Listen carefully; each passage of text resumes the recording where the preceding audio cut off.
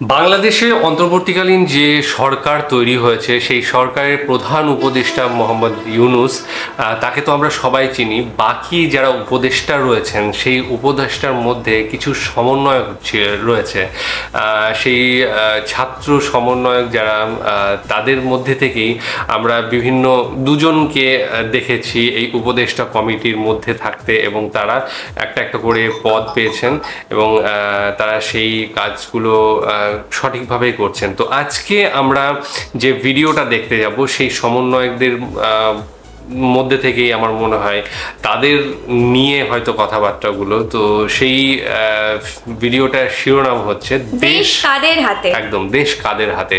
তো আমরা জানবো, আমরা সেই ভিডিও থেকে হয়তো জানার চেষ্টা করব যে দেশ আসলে কাদের হাতে। তো ডেসক্রিপশন বক্সে লিংক দিয়ে রাখবো, সেখানে গিয়ে অরিজিনাল ভিডিওটা দেখো, সাথে সাথে চ্যানেলটাকে লাইক শেয়ার সাবস্ক্রাইব করে দিও। চলুন উপদেষ্টাদের একজনের একটু ভাবনা শুনি। सोचता है वो कितने मासूम थे, कैसे क्या हो गया देखते देखते। উপদেষ্টাদের একটু গান শুনি, চলুন তারপরে আলোচনায় ফিরছি।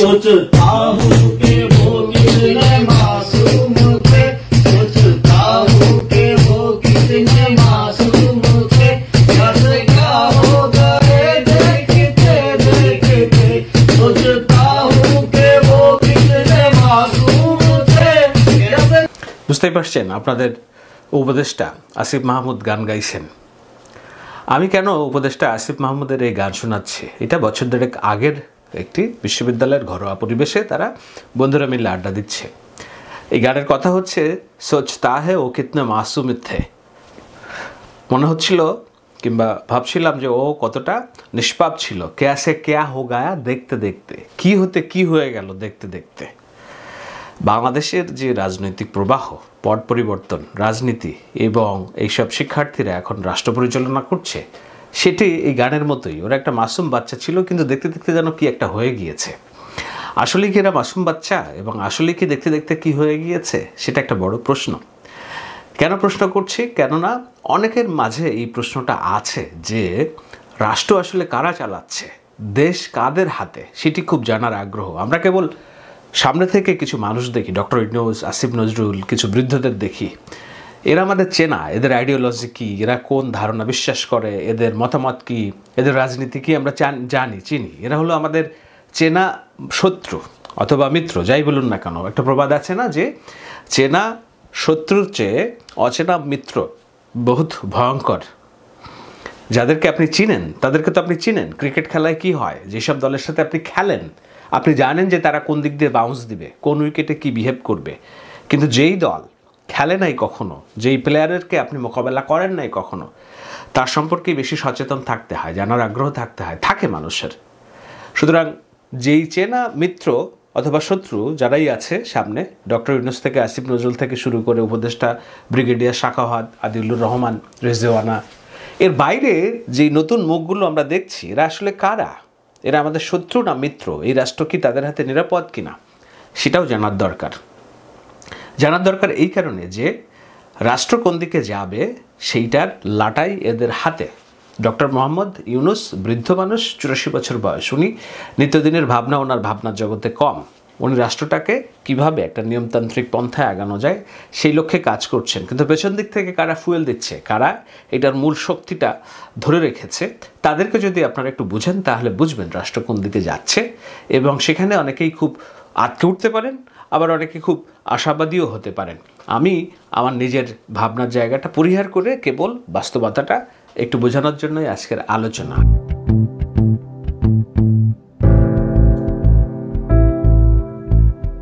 যখন এই আলোচনা করছি তার একদিন আগে প্রধান উপদেষ্টার বিশেষ সহকারী হিসেবে একজনকে নিয়োগ দেওয়া হয়েছে। ছেলেটার নাম হচ্ছে মাহফুজ। মাহফুজ বলা হয় যে এই আন্দোলনের মাস্টার মাইন্ড। মাস্টার মাইন্ড কেন? এই যে জুলাই বিপ্লব হলো, সেই বিপ্লবের সূতিকাগার ঢাকা বিশ্ববিদ্যালয়। ঢাকা বিশ্ববিদ্যালয়ে যে তারা আন্দোলন করেছে 20-25 দিন, এই আন্দোলনটাকে একেবারে প্রত্যেকটা ঘটনা প্রবাহ সুতার মালায় গেঁথেছে। একটার পর একটা স্টেপ তারা নিয়েছে, আন্দোলনের কর্মসূচি ঘোষণা করেছে। সেই কর্মসূচি ঘোষণার মধ্য দিয়ে প্রত্যেকটা জনগণকে দুটি উদ্দেশ্য ছিল। একটা হলো সরকারকে খেপিয়ে তোলা, খেপিয়ে এমন রাষ্ট্র বিহেভ করবে যেন জনগণ সাধারণ ছাত্রদের প্রতি সহানুভূতিশীল তৈরি হয়। সেই সহানুভূতিশীলতা তৈরি হওয়ার প্রেক্ষিতে বাংলাদেশের মধ্যবিত্ত সমাজ, সাধারণ মানুষ, দিনমজুর যারা কোনোদিন গত 16টা বছর সরকারের বিরুদ্ধে বিক্ষোভে নামে নাই, ছাত্র সমাজ 16টা বছর সরকারের বিরুদ্ধে দৃশ্যমান কোনো বিক্ষোভে নামে নাই, তাদেরকে কিভাবে রাস্তায় নিয়ে আসা যায়। তো এই রাস্তাটা যতক্ষণ পর্যন্ত আপনি না নিয়ে আসতে পারছেন, সব দল মতের মানুষকে আপনি যদি এক কাতারে না ফেলতে পারেন, তাহলে এটা বিপ্লব হবে না, অভ্যুত্থান হবে না। সেইটাকে তারা সুতার মালাটা গেঁথেছে। এই মালা গাঁথার জন্য যে মূল পরিকল্পনাকারী হিসেবে যাদেরকে আমরা দেখি, তাদের মধ্যে অন্যতম একজন, যার বিরুদ্ধে গোয়েন্দারা খোঁজাখুঁজি করেছে, তাকে হত্যা গুম করার চেষ্টাও করেছে, সেই ছেলেটি হয়েছে প্রধান উপদেষ্টার বিশেষ সহযোগী। এখন প্রধান উপদেষ্টার বিশেষ সহযোগী পদটা কতটা গুরুত্বপূর্ণ সেটি আমি পরে বলছি, তবে তার সম্পর্কে একটু জানি। চলুন একটু বক্তব্য শুনি যে তিনি কি ভাবেন আমাদের রাষ্ট্র নিয়ে, সমাজ নিয়ে, তার ভাবনাটা আসলে কি, সেই দেশটাকে কিভাবে দেখে। ছোট্ট একটি বক্তব্য শুনুন। বলতে আমি রাষ্ট্র জিনিসটাকে কিভাবে ডিল করবো, এখন যখন আমার দুই পাশে দুইটা সিভিলাইজেশন স্টেট দাঁড়ায় আছে, আমি আসলে কিভাবে ডিল করলে বাংলাদেশের বিশিষ্ট অবস্থানটাকে, এটা আমাকে যদি কেউ ব্যাখ্যা করে বলতে পারেন বলে, যে আমি কেন বাংলাদেশ রাষ্ট্র নামে দাঁড়াই থাকতে হবে, আবার কি জন্য দাঁড়াবো, আমি কি 71 দিয়ে ওই ইকুয়েশন সলভ করতে পারছি কিনা? যদি সলভ করতে পারতাম তাহলে বেশিরভাগ দাঁড়াইলো কেমনি 71 উপরে। এবং এটা সভ্যতা বলতে কোনো ইসলাম, হিন্দু এইসব জিনিস আমি বলতেছি না। এটা হচ্ছে আপনারা যদি বেঙ্গল বেসিন, আমরা বেসিনে বসে আছি, বেসিনে আমাদের ল্যান্ডটা, আমাদের দেশটা বেসিন ল্যান্ড। এটা হচ্ছে একটা ধরনের সিভিলাইজেশনাল কনফ্লুয়েন্স ঘটছে এখানে, সব ধরনের সিভিলাইজেশন এখানে এসে মিলিত হয়েছে। এইটা কতটুকু শক্তির জায়গা? উই হ্যাভ ডিফারেন্ট, আমি বলছি there are many Islams in this world, Islams বলতেছি। তো আমার এখানে একটা ইসলাম আছে, আমি ওইটাকে কতটুকু গ্লোবালি রিপ্রেজেন্ট করব? This is the question of, this is really the question of national integrity and security. এটা অনেকে বুঝতেছে কিনা আমি জানি না। আমার এখানে যেই সেকুলার রাজনীতির কাঠামো আছে, এটাকে তো আমাকে ইনটেক্ট রাখতে হবে। এখন এই সেকুলার রাজনীতির কাঠামো কি, সেকুলার আর সেকুলারিজম, এটা অনেক তর্ক আছে, তালালাসা দিয়ে অনেকে পড়ে বেজে ফেলছে। কিন্তু সেকুলার আর সেকুলারিজমের তর্কে যে আমি এখনো পর্যন্ত ডিল করি নাই, আমি কি এই রাষ্ট্রটা সেকুলার করব নাকি সেকুলারিস্ট করব, অনেকগুলো তর্ক আছে। বলতো আমি, এবং ওই সেকুলারিজমটা কি হবে, ওইটা কি 72 সংবিধানের সেকুলারিজম হবে, নাকি আমরা এখন যখন আমরা বলতেছি, আমরা অনেকেই বলতেছি যে নিউ কনস্টিটিউয়েন্ট অ্যাসেম্বলি লাগবে, কিন্তু তর্কটা দেখেন, খেয়াল করেন, সবাই বলতেছে 72 সংবিধানের কন্টিনিউটি। আপনি 71 ধরতে পারেন, কিন্তু 72 আমি মনে করি ধরতে পারেন না। আপনাকে 72-এর ব্যাপারে ক্রিটিক্যাল হইতেই হবে। এখন মাহফুজ ছেলেটার যে রাজনৈতিক ভাবনা, তার যে জ্ঞান গরিমা এবং তার যে দক্ষতা, তার যে গভীরতা, সেই গভীরতায় আমি ব্যক্তি শাহেদ অনেকখানি পিছিয়ে আছি। আমি কেবল বোঝার চেষ্টা করছি যে তারা কি ভাবে, তাদের রাজনৈতিক দর্শন কি, যারা এই রাষ্ট্রটা চালানোর জন্য সামনে পেছন থেকে এই আন্দোলনকে নেতৃত্ব দিয়েছে এবং এই সরকারকে, ডক্টর ইউনূস সরকারকে নেতৃত্ব দিচ্ছে, তারা আসলে কি ভাবে। এই মাহফুজের আরেকটি ভাবনা, সেটি হলো যে আওয়ামী লীগের রাজনীতি কিংবা ধরুন এই যে জামাত শিবিরের বিরোধিতার যে রাজনীতি, সেই জায়গায় সে কি ভাবছে বলো তো। এখনো একই লুপস তৈরি হবে কিনা? আমি আওয়ামী লীগ নিষিদ্ধ করে দিব, নিষিদ্ধ করব, কিসের প্রক্রিয়া করব? আওয়ামী লীগ যারা বিশ্বাস করে, আওয়ামী লীগের যারা ইমান আছে যাদের, তাদেরকে আমি কিভাবে ডিল করবো? তারা তো আমার সোসাইটিতে আছে, তারা তো নাগরিক। এখানে আওয়ামী লীগের যে লোকগুলো আছে, তাকে আপনি কিভাবে রিকনসাইল করবেন? আপনি কি আরেকটা সুযোগ দিবেন ভারত বা অন্য রাষ্ট্রগুলোকে, যে এই দেশটাকে বিভাজন করে আরেকটা কোনো জাগরণ মঞ্চ হবে, আরেকটা এই সেই হবে, এবং এর ভিতর দিয়ে আবার দেশটাকে বিভাজন করা হবে এবং বেশিবাদকে টিকে রাখা হবে? এটা বিএনপির বেশিবাদ হইলেও তো এটা বিরোধিতা আমার করতে হবে। বক্তব্যের মধ্যে কথা কি? তার বক্তব্যের মধ্যে কথা হচ্ছে ইনক্লুসিভ, সবাইকে নিয়ে রাজনীতি করতে হবে। আপনি জামাত শিবির যেভাবে রাজনীতি করেছে কিংবা বিএনপি যেভাবে রাজনীতি করেছে, আওয়ামী লীগ যেভাবে জামাত শিবির সকাল বিকাল শিবির ধরো জবাই করো, একই স্লোগান যদি আমি এখন বলি যে সকাল বিকাল আওয়ামী লীগ ধরো জবাই করো, তাহলে এই রাষ্ট্রের নিরাপত্তা কোথায়? এই রাষ্ট্র সবাই মিলে যে রাষ্ট্র চিন্তা করার আমরা স্বপ্ন দেখছি, সেই জায়গাটা কোথায়? সেই প্রশ্নটাই তুলেছেন মাহফুজ। এখন এই মাহফুজের এইসব কথাবার্তা শুনে আপনারা নিশ্চয়ই একটু বিগড়ে গিয়েছেন না, যে না তাহলে কি, তাহলে তো হচ্ছে না, সে তো আমাদের লোক না। আপনাদের লোক না যারা ভাবছেন তাদের বলি, এই মাহফুজ হচ্ছে রামগঞ্জের, নোয়াখালীর রামগঞ্জের মাদ্রাসার শিক্ষার্থী। মাদ্রাসাই হচ্ছে তার শিক্ষার গোড়পর্তন। সাবেক মাদ্রাসা শিক্ষার্থী, ঢাকা বিশ্ববিদ্যালয়ের আইন বিভাগের পড়াশোনা করছে এবং সে এই মাদ্রাসা শিক্ষা, ঢাকা বিশ্ববিদ্যালয়ের শিক্ষা, এই দুটোটা শিক্ষার সংমিশ্রণে এসে সে নিজস্ব একটা বলয় তৈরি করতে পেরেছে। সেই বলয়ে নানান রকম পাঠচক্র, নানান রকম বিতর্ক, এইসব বিতর্ক প্রতিযোগিতা পাঠচক্রের মধ্য দিয়ে কিছু তরুণকে সংগঠিত করেছে। যেই তরুণের একজন হচ্ছে নাহিদ ইসলাম। নাহিদ ইসলামকে আপনারা চিনেন সামনে থেকে উপদেষ্টা হিসেবে এবং এই আন্দোলনের অন্যতম প্রধান সমন্বয়ক হিসেবে, যিনি আপনাদের মনোজগতে এরই মধ্যে নিশ্চয়ই জায়গা করে নিয়েছে। কিন্তু নাহিদ ইসলামেরও আধ্যাত্মিক গুরু যদি আমরা ধরি, তাহলে মাহফুজ হচ্ছে এই নাহিদ ইসলামের রাজনৈতিক ভাবনা কি আমি একটু পরে ব্যাখ্যা করছি, তবে তার আগে মাহফুজ কেন্দ্রিক আলোচনাটা শেষ করি। তো এই মাহফুজ যখন প্রধান উপদেষ্টার বিশেষ সহকারী হয়, এটা কি কেবলই একটি পদ? না, এটি কেবল একটা পদ না। প্রধান উপদেষ্টা যেহেতু বয়সের ভারে নুজ্জ, তার আরও অনেক কাজ করতে হয়। কিন্তু রাষ্ট্র কোন দিকে যাবে, যে কাঙ্ক্ষিত সংস্কার আমরা চাচ্ছি, রাষ্ট্র সংস্কারের যেসব কথাবার্তা বলা হচ্ছে, সেগুলো এগিয়ে নিয়ে যাওয়ার জন্য যেসব কানেকশনস তৈরি করা, যেসব মানুষকে কানেক্ট করা, যেসব জায়গায় গুরুত্ব দেওয়া, ফোর্স ক্রিয়েট করা, কিংবা যেখানে ফোর্স ক্রিয়েট হবে না সেখানে ইনফ্লুয়েন্স ক্রিয়েট করা, সেগুলো করে যেই মানুষটি আগাবে তার পদের নাম হচ্ছে প্রধান উপদেষ্টার বিশেষ সহযোগী। সুতরাং সামনে থেকে হয়তো খুব বেশি সামনে দেখবেন না এই লোক কী করছে, কিন্তু পেছনের মাস্টার মাইন্ড হিসেবে কাজ করবে। কোন ছেলে কাজ করবে নিশ্চয়ই বুঝে গেছেন, মাদ্রাসার ছাত্র কাজ করবে। আর তার যে দর্শন কি, দর্শন হচ্ছে ইনক্লুসিভ পলিটিক্স।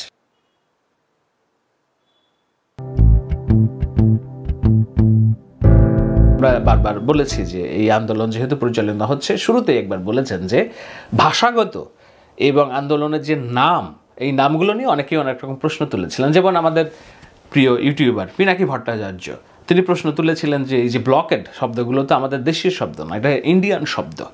সেটি আমি কোথা থেকে জেনেছি? আমি জেনেছি এই মাহফুজের ওয়াল থেকে। সেখানে তিনি এটিকে শুরু থেকে ছাত্র আন্দোলনের যে মোটিভ, সেই মোটিভ এবং এটা সফলতা নিয়ে যে প্রশ্ন তুলেছিলেন, সেটাকে তিনি ডিফেন্ড করছেন কোন ভাষায়, সেটি যদি আপনারা একটু পড়েন, যে ভাষাটাকে আপনার পরিচিত বাংলা ব্লকেড, আমার তো মনে হয় আবার সন্দেহের বাতিক আছে, আপনারা জানেন। আর ভাষা নিয়ে, ভাষার ব্যবহার নিয়ে আমার কিঞ্চিত সিনিক্যাল আচরণ আছে। বাংলা ব্লকেড এই কথাটা একজন বাংলাদেশির মাথা থেকে বাইর হবে না। বিদ্যানন্দের মাংস আহার এইসব কথা কোথা থেকে আসতে। আচ্ছা, আবার এরকম না তো হাসিনাকে চীন সফরের চাপ দিয়ে দেখানো, লাইনে থাকো নাইলে কিন্তু খাদায়া দিব, আর মাথায় আসলো হুট করেই বাংলা ব্লকেট কথাটা দেখে যে ব্লকেট শব্দটা ওভারওয়েলমিংলি ইউজ করা হয় কলকাতায়। একটা রেফারেন্স দিলাম কমেন্টস বক্সে। ভাষা নিয়ে আমার এই সিনিক্যাল আচরণ কিন্তু আমার দোষ না, সব দোষ চমস্কির আর পিএইচডি রিসার্চ মেথড ক্লাসের, আমারে দোষ দিয়েন না। তো এইটার আমাদের প্রিয় পিনাকি ভট্টাচার্যের যে লেখা, সেইটাকে সে শেয়ার করেছে তার ওয়ালে, এবং ওয়ালে শেয়ার করে কিভাবে এইটার প্রত্যুত্তর লিখেছে সেইটা একটু আপনাদের পড়ে শোনায়, তাহলে আপনার বুঝতে সুবিধা হবে যে কারা আমাদের এই দেশ চালাচ্ছে, তাদের মগজের ভেতরে কি আছে। সে লিখছে যে হাস্যকর এই সিনিকের দাবি, সিনিক মানে হচ্ছে যে সেনেকাল, অর্থাৎ সব কিছুকে যে সন্দেহের বাতিকগ্রস্ত হিসেবে দেখে, সব কিছুকে অস্বীকার করে।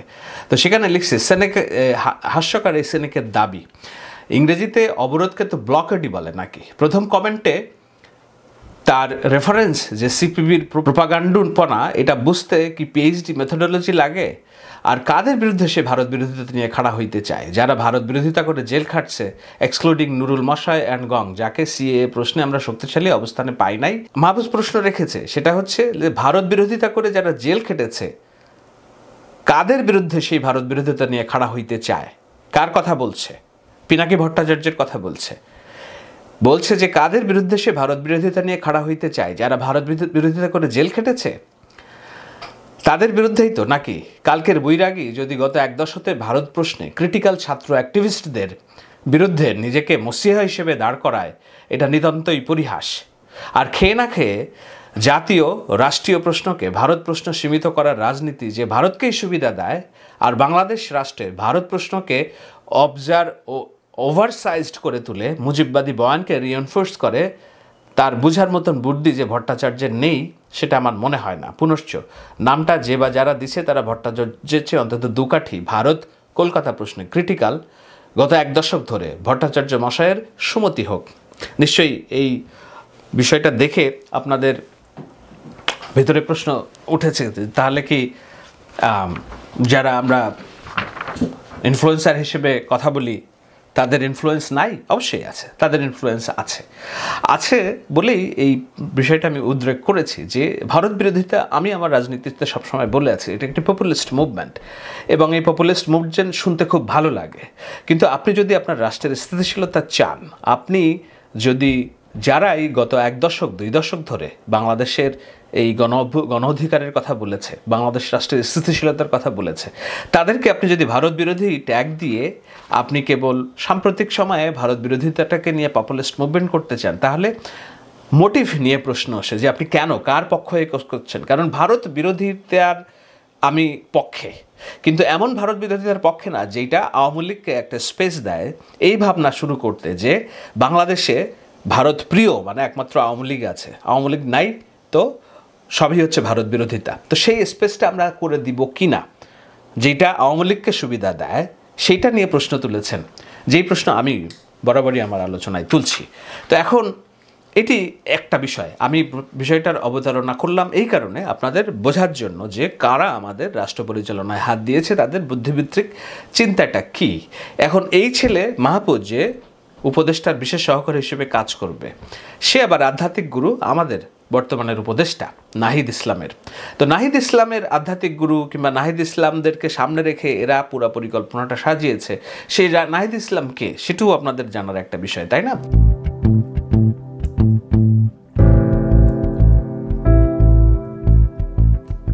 গত বছরে একটি আলোচনা দেখছিলাম নাহিদ ইসলামের, সে তত্ত্ব নিয়ে কথা বলছে, থিওরি। আমি অনেক সময় আলোচনায় অনেক সময় থিওরি আলোচনা করি, আরও অনেকেই করেন। সেই তত্ত্ব নিয়ে কথা বলছেন, একটা জায়গায় যেয়ে তিনি বলছেন যে যেই সব তত্ত্বকে কেন্দ্র করে, ন্যারেটিভকে কেন্দ্র করে, বয়ানকে কেন্দ্র করে আমরা সমাজকে দেখি, সেসব তত্ত্বগুলো অধিকাংশ ক্ষেত্রেই ইউরোপিয়ান এবং আমেরিকান, যেটার সাথে আমেরিকান যে জনগোষ্ঠী আর আমাদের যে জনগোষ্ঠী এটার বিস্তর ফারাক।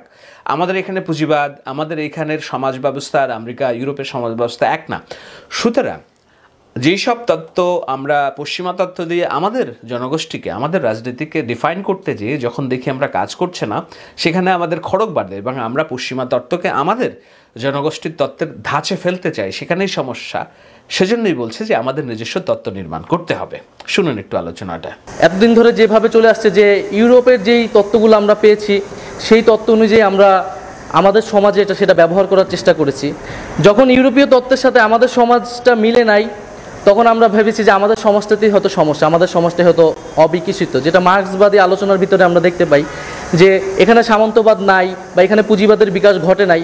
তার মানে হচ্ছে সেই তত্ত্ব দিয়ে যখন এটা ব্যাখ্যা করা যাচ্ছে না, তখন আমরা ধরে নিচ্ছি যে আমাদের সমাজটা অবিকশিত। এবং এই তর্কগুলা সেই সময় থেকে ছিল যে, তো সেই জায়গা থেকে এই যে ইউরোপীয় বা ইউরোপ কেন্দ্রিকতা তত্ত্বের যে চিন্তা, সেইটা থেকে অতিক্রম করে কিভাবে আমরা ডুইং থিওরি নিজেদের তত্ত্ব নির্মাণ করতে পারি, সেই আলাপটা এখানে আসছে। এই তত্ত্ব নিশ্চয়ই আপনাদের সাধারণ দর্শক যারা আছেন তারা বুঝবেন না, কিন্তু এটিও অন্তত বুঝবেন যে না, এই ছেলেগুলো কাঁচা ছেলে না। এমন না যে মাথায় একটা আসলো জিনিস হই হই রই রই ঠিক আছে ভেঙে ফেললো, মেরে ফেললো, চুরে ফেললো, না।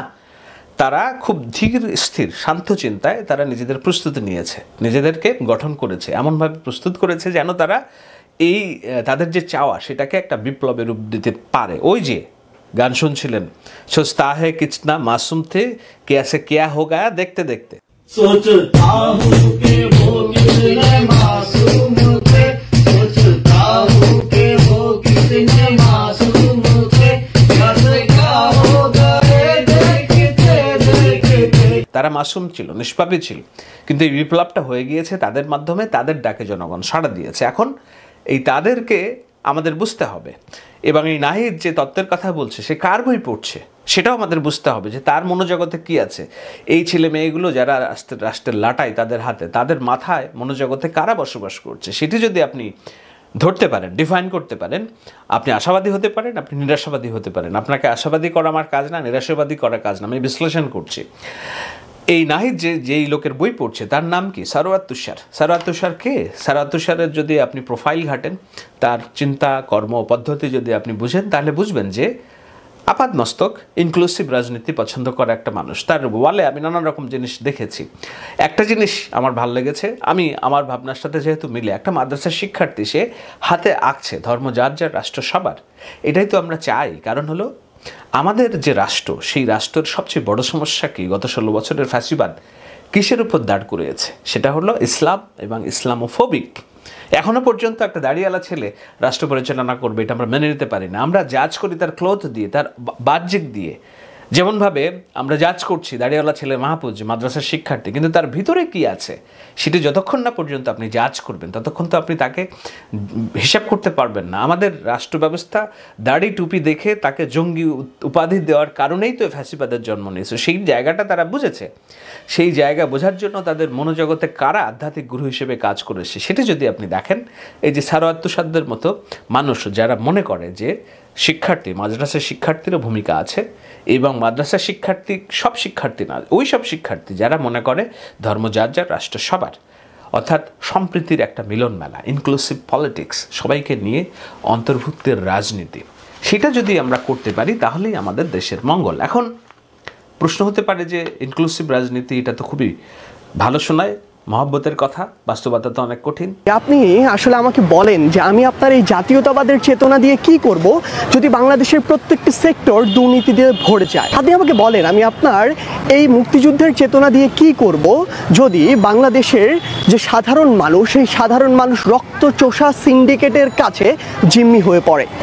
আপনি আমাকে বলেন আমি আপনার জাতীয়তাবাদের চেতনা দিয়ে কি করব যদি আমি সরকারি হাসপাতালে একটি সিটের জন্য যখন যাই তখন আমার ওই কর্মচারী সমিতির পিছনে দৌড়াতে হয় অথবা টাকা নিয়ে কোনো একজন কর্মচারীর পিছনে দৌড়াতে হয়? আপনি আমাকে বলেন আমি আপনার ওই যে মুক্তিযুদ্ধের চেতনা সেটি দিয়ে কি করব যদি আমি এত বড় এক বাংলাদেশে স্বাধীনতার 52 বছর পরেও উচ্চশিক্ষার জন্য এমন একটি প্রতিষ্ঠান না পাই যেখানে শিক্ষার পরিপূর্ণ একটি বৈশ্বিক পরিবেশ রয়েছে, যেই পরিবেশে আমি নিশ্চিন্তে উচ্চশিক্ষাটি গ্রহণ করতে পারি? কারণ হলো আমাদের সমাজে ঘৃণার বীজ বপন করা আছে। আমাদের মধ্যে কেউ কেউ সেই ঘৃণার বীজ বপনে খুব সচেষ্ট সবসময়। সেই ঘৃণার বীজ বপন দিয়ে তারা ভাবেন যে তাদের পন্থা একটা বিপ্লব হবে। আপনি এই রাষ্ট্রের স্থিতিশীলতা নিশ্চিত করতে পারবেন না। আপনাকে মহব্বতের জায়গাটাও দেখতে হবে, দায় ও দরদের সমাজ প্রতিষ্ঠা করতে হবে। তো দায় এবং দরদের সমাজ প্রতিষ্ঠা করার জন্য যারা কাজে হাত দিয়েছে তাদের সম্পর্কে একটু জানালাম, আপনাদের যেন একটু ধারণা তৈরি হয়। নিশ্চয়ই আপনাদের অনেকেই যারা রাজনীতি বুঝেন তাদের এই আলোচনায় আরও অনেক ক্ষুধা তৈরি হয়েছে। আমি সেই ক্ষুধাগুলো নিয়েও আসব। যেমন আমার একটা জানার বিষয় তৈরি হয়েছে এবং আমি নিশ্চয়ই বলবো যে প্রচলিত রাজনীতি যারা করছে, যেমন বিএনপি এবং জামাত ইসলামী এবং আওয়ামী লীগ, এদের এই প্রচলিত রাজনীতি তাহলে থাকবে নাকি না তাদেরকে তাদের জায়গা থেকে রিফর্ম করে ভাবনাটাকে একটু পরিশুদ্ধ করে নতুন করে আগাতে হবে?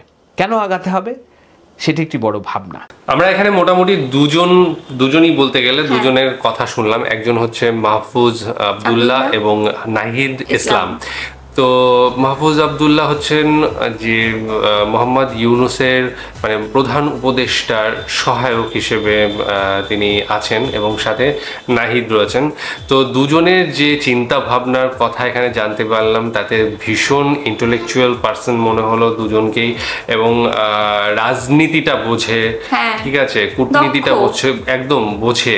কারণ তারা তাদের যে দর্শন, তাদের দেশ চালানোর যে দর্শন রয়েছে বা নিজ ব্যক্তিগত জীবনের যে দর্শন রয়েছে সেটা কিন্তু অনেক আপার লেভেলের, মানে সাধারণ মানুষের ধরাছোঁয়ার বাইরে। বেশ কিছু জিনিস হয়তো বা সাধারণ মানুষকে এই একই প্রশ্ন করলে কিন্তু অন্য ধরনের উত্তর আসতো, খুব সহজ সরল প্রশ্নের উত্তর আসতো, কিন্তু এখানে কিন্তু ভীষণ ডিপ্লোম্যাটিক আমরা অ্যান্সার পেয়েছি। তার শিক্ষাগত দিক বা যেভাবেই যেখান থেকেই পড়ে আসুক না কেন, কিন্তু তার মনে কি রয়েছে, তার যে বৌদ্ধিক যে বিকাশ সেটা কত দূর হয়েছে সেটা কিন্তু এই কথাবার্তা, আমি যখন সেমিনারে কথাবার্তাগুলো শুনছিলাম দুজনেরই ভীষণ ভালো লাগছিল।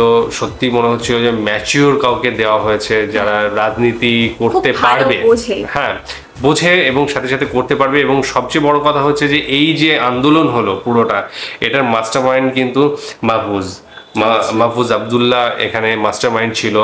তার প্ল্যানিংয়েই সমস্ত কিছু হয়েছে। এত বড় একটা ঘটনা ঘটেছে বাংলাদেশে যেটাকে দ্বিতীয় স্বাধীনতা বলা হচ্ছে, এবং তার মাস্টার মাইন্ডের জন্যই সমস্ত মানুষ, বাংলাদেশের সমস্ত জায়গা, সমস্ত কি বলবো প্রফেশনের মানুষ কিন্তু এই আন্দোলনে যোগ দিয়েছিল এবং তারপরেই কিন্তু মানে শেখ হাসিনা সরকার উৎখাত হয়েছে এবং নতুন সরকার এসেছে। তো তার বুদ্ধিমত্তা নিয়ে কোনো প্রশ্ন থাকতে পারে না, কোনো সংশয় থাকতে পারে না, এবং সঠিক মানুষকে যে উপদেষ্টার প্রধান সহায়ক হিসেবে দেওয়া হয়েছে সেটা আমার মানে বলতে একদম দ্বিধার করছি না। এবং খুব ভালো লাগলো এবং এই ভিডিওটাই তাদের সম্বন্ধে আলোচনা করা হলো এবং আরও পরবর্তী সময়ে আরও আলোচনা করা হবে আরও যারা রয়েছেন তাদের।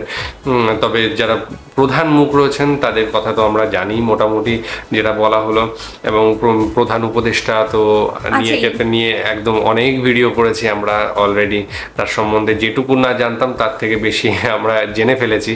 আরও জানার প্রচুর কিছু আছে, কারণ তিনি যে ধরনের মানুষ তাকে জানা শেষ নেই। তো একদম। তো যাই হোক, আমরা এই দুজনের কথা জানলাম। পরবর্তী সময়ে এই চ্যানেল থেকে যদি আরও কিছু জানতে পারি তাহলে অবশ্যই তোমাদের সাথে শেয়ার করে নেবো। তোমাদের মতামত জানাবে, ডেসক্রিপশন বক্সে লিঙ্ক দিয়ে রাখবো, সেখানে গিয়ে অরিজিনাল ভিডিওটা দেখো, সাথে সাথে চ্যানেলটাকে লাইক শেয়ার সাবস্ক্রাইব করি। আজকের মতো এখানে শেষ করছি, আগামী দিন আবার আসছি অন্য কোনো ভিডিও নিয়ে। ততক্ষণের জন্য স্টে টিউনড।